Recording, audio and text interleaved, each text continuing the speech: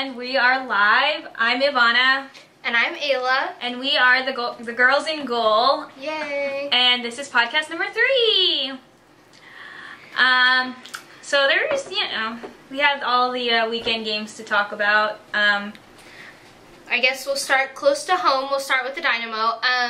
Just some Dynamo news. Timbers tickets are on sale to the general public. Just an FYI heads up for everyone. The Dynamo front office have said that the Timbers game is looking like it's going to be a sellout after the season ticket holder pre-sale, and now that tickets are on sale to the general public. So if you want them, get them now. They're going to go fast. Another thing, you can register for the Dynamo Go for Goal. It's a 5K. Wade Barrett heads it up. And it's scheduled for May 6th this year, which is different than we have it usually, but they're doing it as a part of a bunch of events leading up to the opening of the stadium. Yeah, and I've done it every year, and it's a whole lot of fun. And it's usually in the middle of the summer, which is uncomfortable, but I think in May it'll be pleasant. Yeah, and I'm going to run it with Ivana this year, so yay! Ayla's first 5K. Woo! Also, that same day on May 6th is the fire sale. Season ticket holders know what I'm talking about. If you're a first-time season ticket holder, first of all, good for you. Second of all, congratulations! The fire sale is a sale hosted by Dynamo Charities, and you can buy basically a bunch of merch. There's jerseys, there's shorts, there's capris, there's sweatpants, and you get them at a really great price. It goes to charity. Yeah. And it's a whole lot of fun, so go get your Dynamo gear at the fire sale. Get there early. Yeah. That's the only thing. More Dynamo news. Tally Hall made it in the starting 11 this week. Yay! Yeah, the MLS Team of the Week. MLS Team of the Week, Tally Hall. I mean, props to Tally. I think this is his 7th career something like that. Or 7th in a row, I think. He's only posted shutouts this season. Hey! So 2-0! Woo! So, good job, Tally. He's also up for Save of the Week, so go vote for him. It was actually a pretty spectacular save. It was against a shot coming from Chris Wondolowski, which is a big deal. And it was a good Chris save. Wondolowski is a pesky little bugger. Yeah, it was a good save, and the MLS on the website, they noted that, maybe Klinsmann should take a look at Tally Hall, and I just want to point out that I said that last week. 2 weeks ago. 2 weeks ago. Thank you, MLS, for validating my statements. Thank you. Yeah, and we have rumblings of our Charities Cup. The press conference is tomorrow. If you're listening and you're not a Dynamo fan, you don't know what this whole Charities Cup thing is. The Dynamo Charities hosts a bunch of events every year, and one of those events is a Charities Cup. It's an international match is what it is. Yeah, it's an international friendly for the Dynamo. We bring it. Last year we brought in the Bolton Wanderers. Whoops. And the year before that. The year before that, I can't remember who it was. But last year we brought in Bolton, and we were thrashed, but it was a good time. Tyler Derrick kicked someone in the face. Yeah. That happened. So you'll be promised action and adventure, especially if you show up to those games. And the rumblings are that it's going to be Valencia. That's what we hear. La Liga's Valencia. And I've heard someone say that maybe Madrid. I've also heard the rumors of Madrid, but I don't know. I don't think it's Madrid. I don't know how much validity. Validity. There you go. I don't know how legit that is. Yeah. Just because I think that that's a rumor that got started because BBVA Compass also sponsors Real Madrid. Right. So I think that it's just a rumor that got started because, oh, hey, they have the same sponsor, maybe they'll play. Well, no, honestly, I don't think it's really gonna happen. I think it's Valencia. I think it's Valencia. It'll take a year or so, I think, for Madrid, if we do get Madrid ever. Yeah. I think it's going to be Valencia, but the press conference is tomorrow, so we'll see. And we'll probably say something, make a post. We'll let you guys know. We'll let you know. It'll be exciting regardless, because we are both season ticket holders, and so we'll get to go to that game. Yes. Regardless of who the opponent is. That's another good reason to become a Houston Dynamo season ticket holder. There's still time. go for it. And there are also partial season tickets available, 5 and 10 game packages. So, you know, if you're thinking I don't want to spend all that money, if I'm not going to go to every single game, get a partial season ticket plan. And you can pick your games. So there's our plug for the Dynamo front office. Yeah! You guys are welcome. You're welcome. We're not getting paid for this. We're not getting paid. We're just we just want everybody to partake in the Dynamo when they can, if they can. So we'll move on to talk very quickly about the USMNT U23 team. We failed to mention last week that our boy, Houston Dynamo player Kofi Sarkodie, got called up. And he's been getting pretty consistent call-ups with Caleb Porter in the U23, so we are very proud of Kofi. So proud of Kofi Sarkodie. Fun fact, last season, at the end of every season, the Houston Dynamo hosts something called Dynamo Awards. Oh, God. And we had an interesting experience at Dynamo Awards last season. All I'm going to say is there was an open bar. We'll leave it at that. And we actually got to have a pretty nice conversation with Kofi Sarkodie, and he's a really good dude, so I'm really happy for him. So yeah, congratulations to Kofi, and good luck to our U23s. Also, Eddie Robinson made his commentator's debut. His announcer debut. And we are huge Eddie Robinson fans. Love that guy. And so we are very excited that he's still part of the Dynamo organization and that he's still with us even though he's not playing anymore. You know, I think that Eddie did a really good job in the booth. I felt like he was a little tentative, but that may just have been because I've had conversations with Eddie where he's like crazy and all over the place and so charismatic. And so I think that, you know, once he gets more comfortable, I hope that everybody else gets to see that side of him because he's so funny and he's so sarcastic. So if you ever get to have a conversation with Eddie Robinson in person, do it. It'll be well worth your time. It honestly will.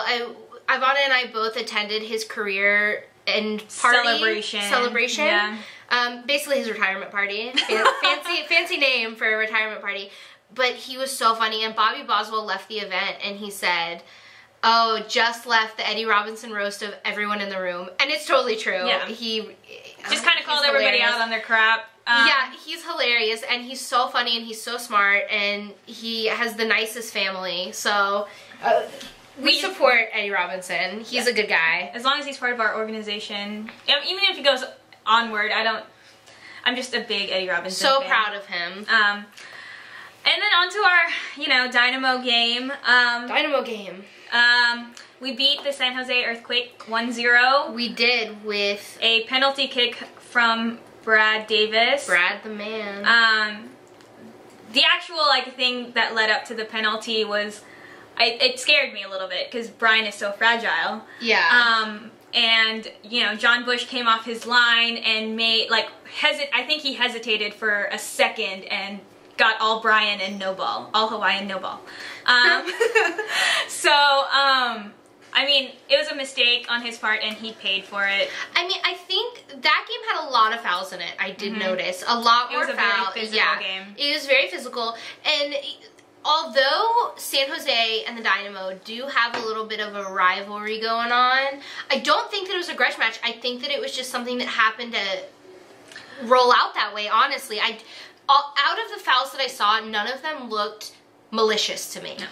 I think that both teams were just playing very physical, so I don't think that one team was trying to be aggressive or... And like we said in a previous podcast, the Dynamo are bigger, so we do play more aggressively and more physically. And I mean, I've heard players from other teams in interviews say that when we know we're going to play the Dynamo, we play more physically just because they're such big guys. Yeah. So I think that's to be expected whenever you see the Dynamo play, and I actually enjoy that aspect of the game when we do play because I feel like we really go after it when we play. I mean, other than that, I think it was a pretty fair, well-paced game. I think that there were a couple of things that almost led to goals for San Jose, but ultimately, again, you have to hand it to our backline. The Houston Dynamo backline is just, oh my god, sex on the pitch. It's so good. They're so good, and even as a fan, I watch them, and I've been watching them for seasons on seasons, and now that we have this lineup with Jeff, and Bobby and Andre. And you know, you can interchange Jermaine and Corey. Yeah, but they're amazing. They're so good together, and even as a fan, I'm constantly surprised and impressed. Absolutely. And Jeff looked so solid and so steadfast. Klinsmann cannot ignore this man. No, and you know, Ivana and I were talking earlier, it's so nice to hear people are calling for Jeff to get a call-up now, which is amazing. We've been calling for him to get a call-up for a long time, and it's just nice to be a little bit validated.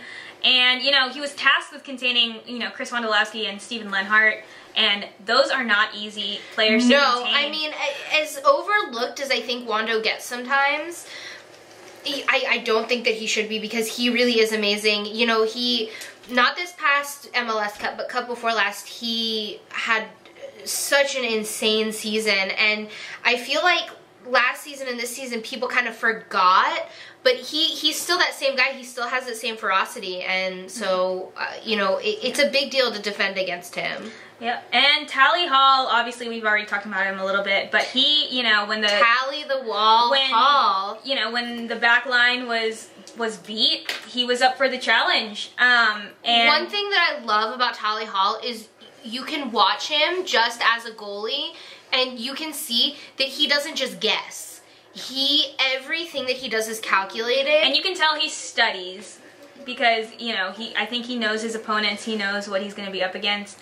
So. He's very smart in the box, you know, and that's not to say he's perfect. There are a couple times when he gets beat and when he makes mistakes, but overall, I think that he's very smart in the box, and I honestly, I think, as far as our new third string goalkeeper, I haven't really seen anything from him. Hopefully we'll get to see him play in some of our reserve games coming up, but I think that as far as Tyler Derrick goes, he has a lot of those same characteristics that Tally Hall has, where you see him in that goal, and you watch him watching the ball, and you know that he's not just guessing. Right.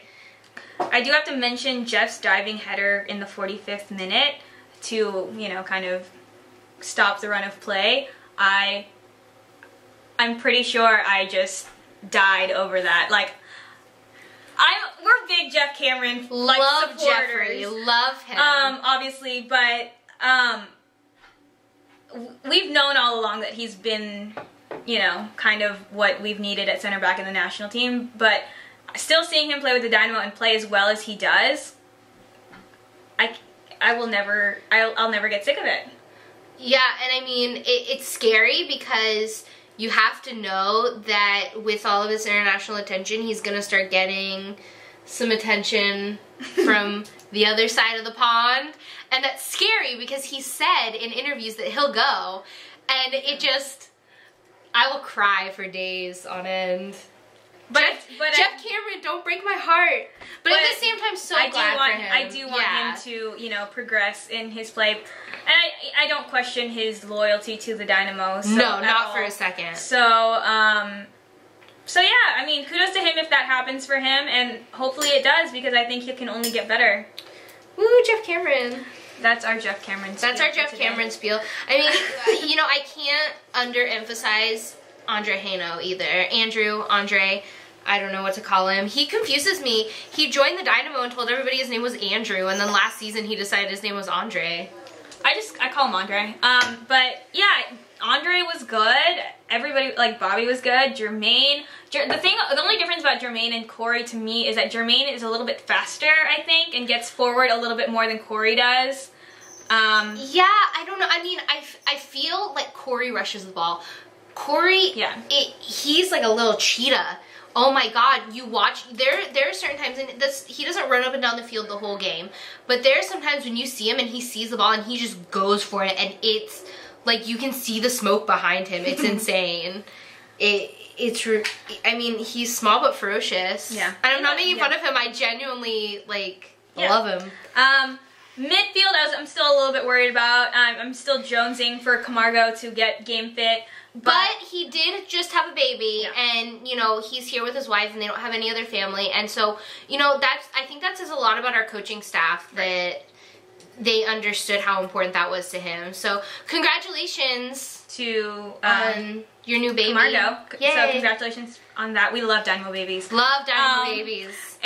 But I think Javon did better this week. Better than last week. Now, not great, but better. Javon is one of the nicest boys that I've probably ever met. Yes. He's so sweet. But that doesn't mean that I can't get a little bit worried when I watch him make the mistakes that he makes. Yeah. But he did do better this week, so kudos to him. And, you know, it may just be finding his feet. Yeah, I mean, it's the beginning of the season, so I'm just a little bit worried, and Camargo will get game fit really soon. Yeah. So we'll get him back. And, okay, so Brad Davis.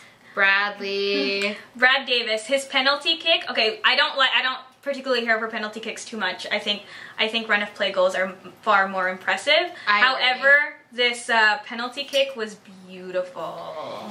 It really was, and God, you know, I hate when people compare David Beckham to Brad Davis because I fully believe that people should be saying that David Beckham is like Brad Davis, not that Brad Davis is like David Beckham. Honestly, I honestly feel like I might get myself into a little bit of trouble by saying that I think Brad Davis is a better player than David Beckham, but I do. So that's what I think. That's my opinion. Yeah. I mean, the penalty kick was really nice, though. I mean, you know, John Bush guessed correctly, but Brad Davis placed that ball perfectly, right past him. So that was great, and you know, Colin was solid. Yeah. I mean, he was. You know, he did his job. I mean, I don't know. Our forwards scare me. Yeah. Will and Brian still need to finish properly. Will and Brian. Cam Weaver had a tiny bit of playing time.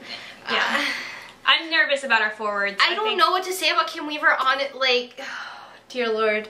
This is how I feel when I think about Cam Weaver. These just going, dear Lord, dear Lord. That's literally what I do when I think about Cam Weaver. He can score goals. I've seen him do it. I've seen it happen. But there are times when he gets in there and he just, I don't know what happens to him. That's how I feel about it. That's how I feel about it. But yeah, no, I mean, the forwards obviously still need work. I think there's a little bit of a chemistry issue there. I agree. But really, we can only get better, to be quite honest with you. So. I mean, we have to remember that Will Bruin is young. I don't think it's so fair. He came out of the box. He came out hot. He scored all these goals as soon as he joined the team. He was this amazing forward, but he's young. Yeah. Like, we can't forget how young he is. He just came out of playing college soccer, and it takes an adjustment period for everybody. You know, Will had his hot streak right when he came out, but that doesn't mean that he doesn't still need the adjustment. But I think they'll figure it out as the season goes along. We did last season, yes. so. A little bit on the stats. Shots on goal. San Jose had 24. We only had 8. And then the shots on target, they had 5, and we had 3. So, I mean, like, if you do the math, the ratio of our shots on goal is better than our completion. You know, props to, you know, Chris Wondolowski and Lenhart. They were pesky and they were annoying, but they were good. Like, in a good way. Like, they were... For San Jose, not for us. But they were Correct me if I'm wrong. Did we got Cam Weaver in exchange for Wando, didn't we? I believe so. Well. You know, John Bush paid for his error, came offline, and, you know, we talked about John Bush has never been one of my favorite goalies. I think he kind of hesitates too much, and he second guesses himself, which is... I mean, I'm a huge goalkeeper fan. Those are my players. I love them. But John Bush has never really made that big of an impression on me. But overall, I think that the Dynamo deserved the win. Yeah. So 2-0 on the road. Woo! Woo!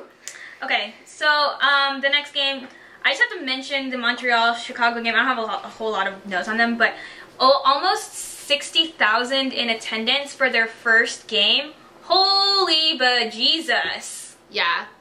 I mean...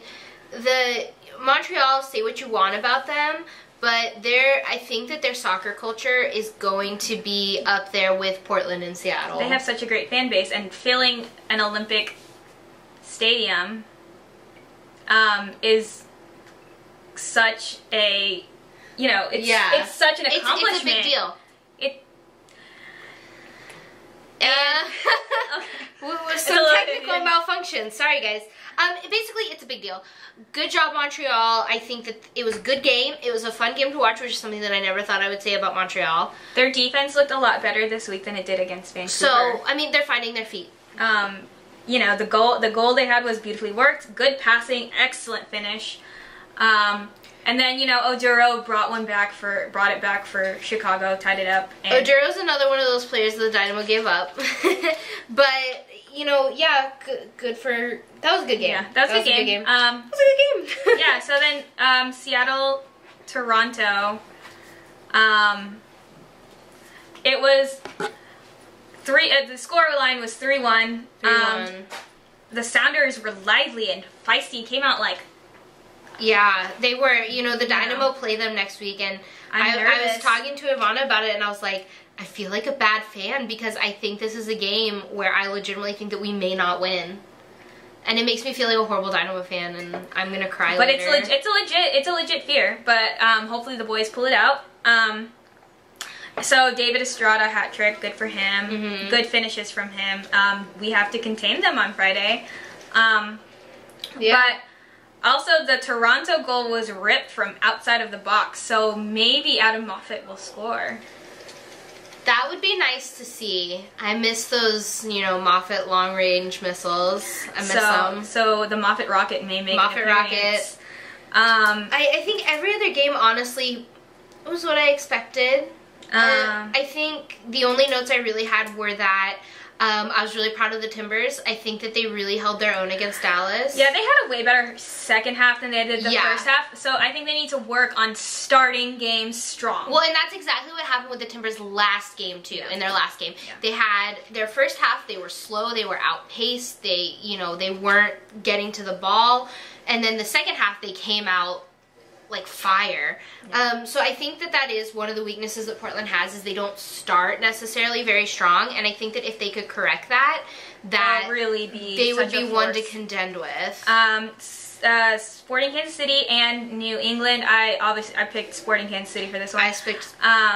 Unfortunately, New England went down a man very early on, and then from then on, you know, Sporting Kansas City dominated. I do have to give. It wasn't, you know, unexpected. No.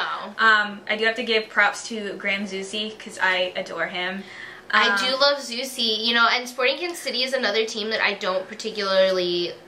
That's not one of my favorites in the league, but I do like Zusi. I like a lot of their individual players. As a team, I think the reason they're not one of my favorites is because they scare me. Yeah. But yeah, Graham Zusi, the goal while he was still on the ground. Yeah. Amazing. What is that? I think the New England goalkeeper, Matt Reese, needs to clean up his saves instead of letting them rebound off of his hands the way that he did, because that led to all three of the goals. Yeah.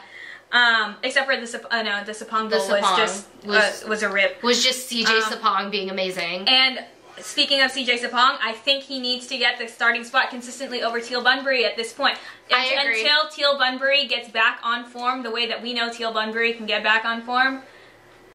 But I think CJ Sapong is the man for Kansas City right now. Yeah, CJ Sapong he's amazing. And I think that from what we see from him, he's a very consistent player. He's consistently good for him. That's what I think is more important than a big name. They can count on him. And I think CJ Sapong needs more national team attention as well. Just a thought.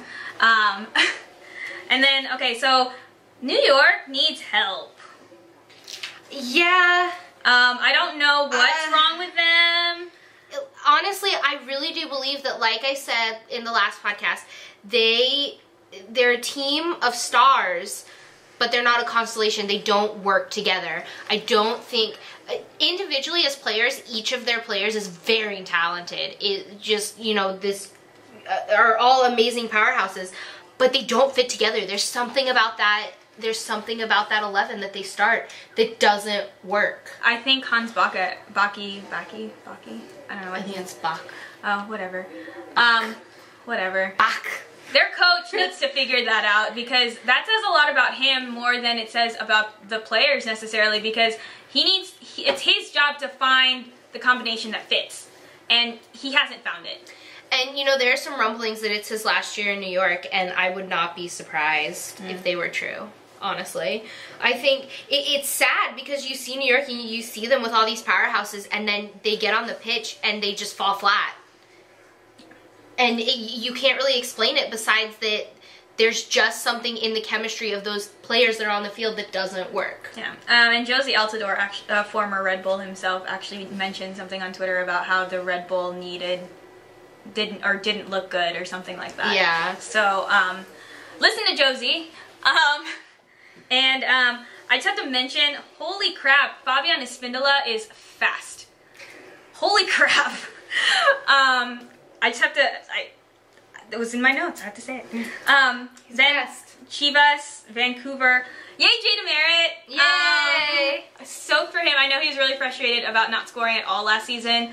As a defender, you don't expect to see many goals from him, but he does enjoy scoring, and usually enjoys scoring with his head, because I think the goal, if you've seen the Jay DeMerit story, the goal that he scored for Watford is similar to the goal that he scored for Vancouver this past weekend. So, good for him. I love Jay DeMerit, so. Chivas played without Juan Pablo Angel, and I think it showed. I definitely think that it showed. He's a definite leader on the field, and he's so confident just within his own abilities that I feel like his confidence spreads to the other players. Right, and when he's not on the field, you can tell. Yes, and Chivas is another team that needs to pull it together. Let's see, who else do we have? The Colorado. Union dominated play, but they struggled to finish. You know, props to Colorado for pulling out the win with 10 men after Jeff Lawrence went out. You know, I do have to mention that on the second Colorado goal, Chris Albright, the Philadelphia defender, that he was beat and fell to the ground, like, I'm pretty sure it was a dive. He was too busy appealing for a foul to defend. What are you doing? Yeah.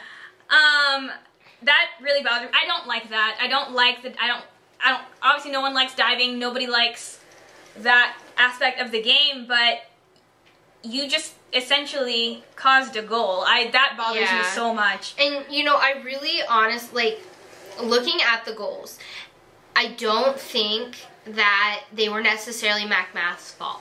No, not necessarily, but at the same time, you kind of have to... he is the goalkeeper, and that is his job. You kind of have to question his... not question his abilities, but also you kind of have to think about the fact that he is a rookie. Yeah, and I mean, at the same time, when you're on a team like that, the backline, I feel like the Philly backline should be there for him more. Yeah. They're so used to having Mondragon behind them that they don't remember what it's like to need to help out their goalkeeper, because Mondragon is so amazing, that they don't remember what it's like. They're not used to it. They're not used to helping out their goalkeeper. Right. And I think that if they would help out McMath some more, he'd be able to post some shutouts. I really do, because I think that he is such a talented young goalkeeper. I really do. Yep. And then the LA DC United game, LA came regrouped and came back from last week's slaughter. Yeah. I mean, I think they had an axe to grind. I think they were a little bit embarrassed, if we're being honest. I would be. The 2 Keane goals were nice. Beautifully worked, I think. Yeah. Marcelo Sarvas. And then DCU got their first goal for the season. Nick DeLeon, their draft pick. I would suggest that everybody Google him. I won't go into it, but I just think it's an interesting story. Yeah, DCU has got to tighten up, though. I mean, it's a little bit embarrassing, I think, for them to come out like this and be slaughtered week after week. Yeah, I mean, I feel for their coach because I love him. But again, it's like with New York. I feel like they have good individual players, but something about the grouping doesn't work for them. Yeah, they gotta figure that out. And I mean, there's no excuses for either team or for any team, but they have to figure that out. When you're not winning games, you make adjustments. And people criticize Dominic Kinnear for making so many adjustments. But it works. But that's what works. When you're not winning games, you need to make adjustments. Right. Just like an example, last year Hunter Freeman was a regular starter at the beginning of the season, and then he was pulled after he made so many errors. I love Hunter Freeman, don't get me wrong, but there were some errors where you were just like, what is going on? But props, I think we have to give mad props to Dominic Kinnear for not giving into the fan pressure. Peer pressure. Yeah. But those are the games for this past weekend. And we're going to move on to our MLS picks for this week. Just so everybody knows, I am winning. Ivana is winning. Winning. Only by 3 points, but I'm winning. And it's fabulous. Ayla grabbed her wrong sheet. I brought last week's sheet. I had to go get my new sheet. Okay, so we're gonna explain a few of our picks. I picked Houston. We're not picking ties or anything like that. So no, we're not, you have to pick. There are no ties. Yeah. I picked the Dynamo for the Seattle Sounders and Seattle Sounders game. Ayla has not picked. I haven't. If you're watching the Stop Return video, it's still empty right now. Like I said, I was telling Ivana, I feel like such a guilty Dynamo fan because it's something that I'm not sure that we can win. But I'm going to go ahead. She just wants to beat me, really, is what that is. No, I mean, honestly, like, I don't like being wrong. I don't like being wrong. So she doesn't like she's down 3 points right now. But I think that my loyalty is going to win out on this one, and I'm going to go ahead and mark the Dynamo because... Oh, you're watching it live. You just saw it. There it was. Okay. So I picked the Dynamo as well, but with a note that it's a nervous pick. It was a nervous pick for me, It's a nervous pick. I picked the Timbers over the Revolution. I just don't think that the Revolution are going to be up for that challenge. I picked the Timbers as well just because I think that when you look at the Timbers midfield versus the Revolution's midfield as well as forward versus forward, I think the Portland outmatches them. Absolutely. This is where our discrepancy is. I picked Chicago. Ayla picked Philly. I picked Philly. I just think, we haven't seen much of Chicago, so this is kind of, a crapshoot for me, but I think with Philly being so kind of young and kind of, new to each other, that I think Chicago and Dominic Oduro will beat them out. Yeah, at the same time, Chicago for me, I think that McMath can hold his own against Chicago. I do. I honestly do. And I think that in the end, at these Philly games, it comes down to McMath. It does, and it sucks for him because he's brand new, and that pressure shouldn't be put on him, but it does. Yeah. So. Then the Red Bull Colorado game, I picked Colorado. I think they're far more cohesive. I picked Colorado as well. The Red Bulls just aren't working on the pitch. So unless something drastic happens, they make a change, which I don't think they will, then I don't think they'll win. And then I picked the Whitecaps over DC United. DC United is kind of a mess right now, and the Whitecaps are hitting a stride. So I've got the Whitecaps. It's the same scenario. And then I picked the San Jose Earthquakes over Toronto. I did as well. And yeah, I just think Toronto looked kind of a mess against Seattle. Yeah, and I think that from what we saw with Wondolowski this past game from the Earthquakes, Toronto's going to have a hard time. I don't think they're going to be able to contain him. Yeah, and I picked Montreal over the Crew. I think you did too. Yeah, I did, which surprised me because I never thought I would pick Montreal. Yeah, I think I'm over the Brian debacle. But their first game of the season, they did not impress me, so I thought, they're going to be a disappointment. Yeah, but they were playing Ligue 2. But I think Montreal made adjustments, if not with their personnel, then just internally, and they pulled it together for at least a tie for which I picked Montreal over the Crew.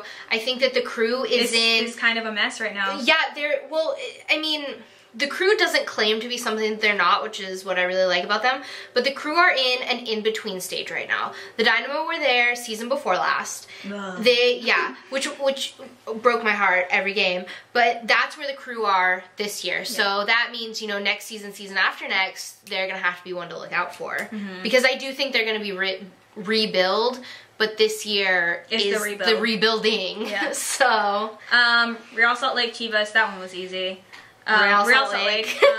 And then Sporting Kansas City, FC Dallas. I picked Sporting Kansas City. They're gonna be home. CJ Sapong is on fire.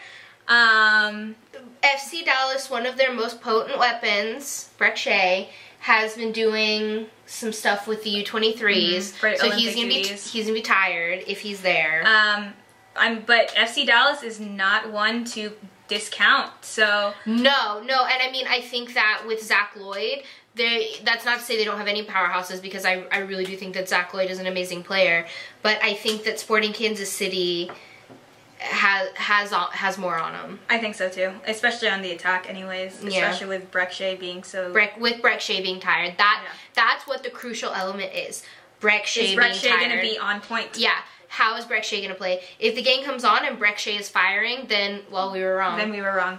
And we'll gladly admit that on our next podcast. I never thought that I would be one to let stuff hang on Brek Shea and talk about him so highly, but he really is. He's the point man. He's their magic. He is their magic. So yeah, so those are our picks.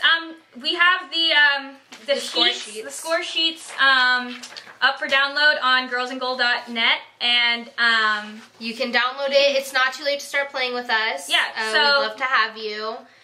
And you can make up your points from last week, but you have to be honest about it. Don't just pick all the winning teams. Yeah, or you can just start playing this week. It's fine. But yeah, we'll announce our weekly winners. This week's weekly winner was me. This week it was Ivana. So stoked on that. But anyways, I think that's all that we have for this week. That'll do it. We'll make a post about the Houston Dynamo Charities Cup when we know for sure. The press conference is tomorrow, so... And we'll have links to, like, the 5K and, like, the fire sale and stuff on another post as well. Keep your eyes open for that one. And remember, if you are not a Houston Dynamo season ticket holder, there's still time, and you can still get on a partial plan so that you can take part in the fire sale and the Dynamo Charities Cup if that's one of the games that you choose. And there are also a ton of other season ticket holder benefits. You get a gift, you get an exclusive entrance. But you should figure that out for yourself. Yeah, it's fine. So, but yeah, so with that, I'm Ivana. And I'm Ayla. We're Girls in Goal, and we will see you guys next week. There we go. Yeah. I always press record again, and then it doesn't work. Nice. That was a good one. Hey, Zach. Hey, Zach. Hey, Zach. Hey, Zach. Hey, Zach. Zach.